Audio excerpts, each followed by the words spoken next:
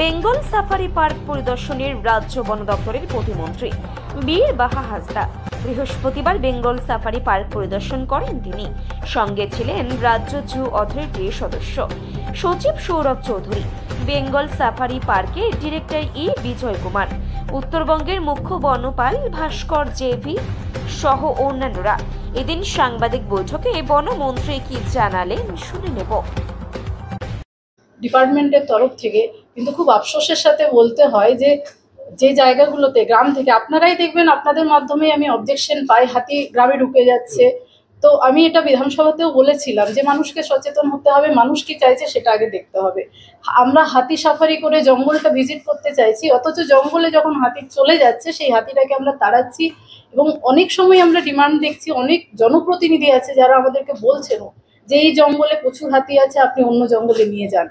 তো অবশ্যই হাতি সাফারি সবারই মজা লাগবে, কিন্তু আগে হাতিকে সুস্থভাবে বাঁচতে দিতে হবে। আমার তরফ থেকে তো এটা আপনাদের কাছেও অনুরোধ যে সবাই মিলে একটু হাতিকে প্রোটেক্ট করবো, তারপরেই না হলে তার ওপরে বসে আমরা একটু জঙ্গল সাফারি দেবো। এই মৌসুমে লাস্ট 5 বছর ধরে দেখা যাচ্ছে যে উত্তরবঙ্গের বিভিন্ন জঙ্গলে আগুন লেগে যাচ্ছে এবং ধোঁয়ায় ঢেকে যাচ্ছে শহর, সেখানে AQI লেভেলও অনেকটাই বেড়ে যাচ্ছে। এই বিষয়টাকে কোনোভাবে সাপোর্ট করার জন্য বা থামানোর জন্য নতুন কোনো পরিকল্পনা বা কিছু? দেখুন, জঙ্গল আমরা ফরেস্ট ডিপার্টমেন্ট থেকে সবসময় জঙ্গলটাকে আগলে রাখছি। এবং আমার কর্মীরা 24 ঘন্টা কিন্তু পাহারাদারের তো কাজ করছে। কিন্তু আমার আবেদন আপনাদের মাধ্যমে, এবং আপনারাও যদি এগিয়ে আসেন, কারণ জঙ্গলে যদি আগুন লাগে, গাছ যদি পুড়ে ছাই হয়ে যায়, সব থেকে শুধু ফরেস্ট ডিপার্টমেন্টের ক্ষতি হবে না, প্রত্যেকটা মানুষ এবং প্রত্যেকটা জীবজগতের ক্ষতি হবে।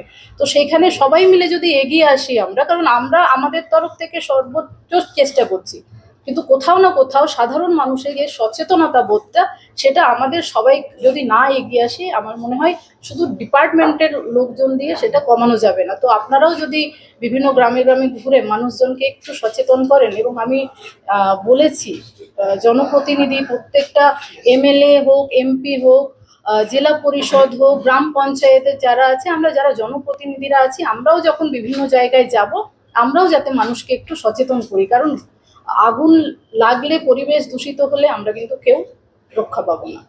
একটা যে করিডোর বলা হচ্ছে, এত নিয়মাবলী হচ্ছে, তারপরও কি করে এগুলো করে চরিত্র বদল হয়ে যাচ্ছে? আবারও বলি, দেখুন, ফরেস্টের আন্ডারে যদি হয় তাহলে এখতিয়ার আমাদের, ফরেস্টের বাইরে হলে আমরা আমাদের এখতিয়ারের মধ্যে পড়ে না। তারপরেও বলি, যদি আমি সেটা নিয়েও আলোচনা করব, যদি ফরেস্টের ধারে কাছে কতটা ছেড়ে কি করতে হয় সেই পুরো নিয়মাবলী তো আমাদের কাছে থাকে।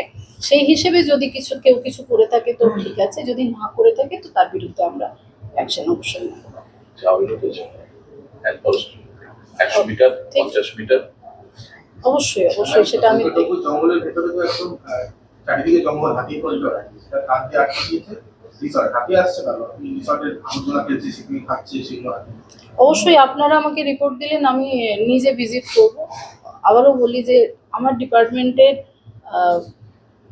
আমাদের মাননীয় মুখ্যমন্ত্রী মমতা বন্দ্যোপাধ্যায় আশীর্বাদে আমি যতদিন আছি, কোনো রকম ইললিগেল কোনো কাজের সাপোর্টে দাঁড়াবো। অবশ্যই আমি নিজে গিয়ে ভিজিট করব।